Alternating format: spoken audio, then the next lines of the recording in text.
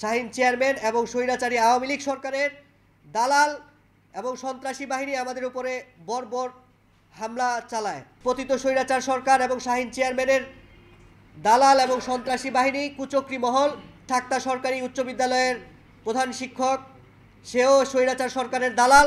তার মাধ্যমে কোমলমতি শিক্ষার্থীদেরকে ভুল বুঝিয়ে একটা মব জাস্টিস তৈরি করে তাদেরকে নিয়ে আসে আমাদের সেই সম্পত্তিতে।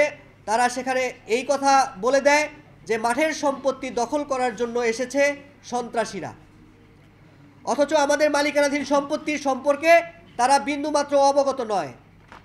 এবং এই মব জাস্টিস তৈরি করেছে সেই স্কুলের সহকারী প্রধান শিক্ষক, এটার সাথে সহযোগিতা করেছে দলিল উদ্দিন সহকারী শিক্ষক।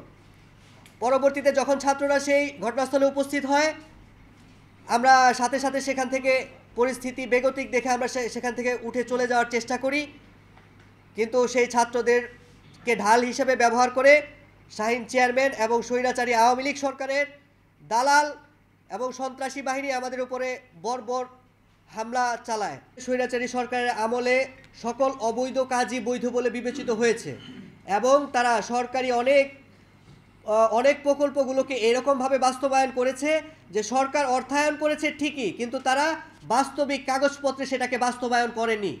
তার প্রমাণ হলো আমাদের কেরানীগঞ্জে আরও একটি স্টেডিয়াম হয়েছে, অধ্যাপক হামিদুর রহমান স্টেডিয়াম। এই স্টেডিয়ামের আশেপাশে প্রায় 100-ও বেশি ব্যক্তির জমি জোরপূর্বকভাবে দখলে নেওয়া হয়েছে।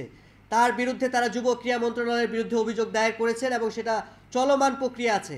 এবং আমাদের এই যে শেখ রাসেল মিনি স্টেডিয়ামের নামে যে অবৈধভাবে আমাদের সম্পত্তি হস্তগত করার যে পায়তারা, এটা সম্পর্কে আমি যুব ক্রীড়া মন্ত্রণালয়ে আমি আবেদন দাখিল করেছি এবং ব্যবস্থা গ্রহণের জন্য অনুরোধ করেছি।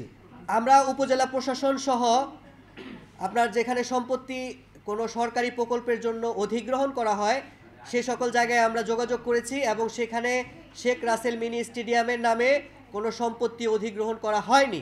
কিন্তু প্রথম দিকে আমাদেরকে শেখ রাসেল স্টেডিয়ামের জন্য এই সম্পত্তি নিয়ে নেবে এমন কথা বলে আমাদের কাছ থেকে জমি লিখে নিতে চেয়েছে, 50 লক্ষ টাকা দাবি করেছে, কিন্তু পরবর্তীতে দেখা গেল আমরা সেটাতে অপারগতা স্বীকার করায় জোরপূর্বকভাবে আমাদের জমিটাকে শেখ রাসেল মিনি স্টেডিয়ামের সাথে সংযুক্ত করা হয়েছে। আজকে আমি এই সংবাদ সম্মেলনের মাধ্যমে আমাদের মাননীয় উপদেষ্টা, প্রধান উপদেষ্টা, যুব ক্রীড়া মন্ত্রণালয়ের উপদেষ্টা জনাব আসিফ মাহমুদ এবং সকলকে আমি এই কথা জানাতে চাই যে আমরা এই দেশের নাগরিক, আমরা নাগরিক অধিকার নিশ্চিত করার লক্ষ্যে আমাদের ব্যক্তি মালিকানাধীন সম্পত্তি যেটা শেখ রাসেল মিনি স্টেডিয়ামের নামে অবৈধভাবে জোরপূর্বকভাবে দখল করা হয়েছে, জবরদখল করা হয়েছে, অতি সত্বর আমাদেরকে সেই সম্পত্তি বুঝিয়ে দেওয়ার ব্যবস্থা করা হোক।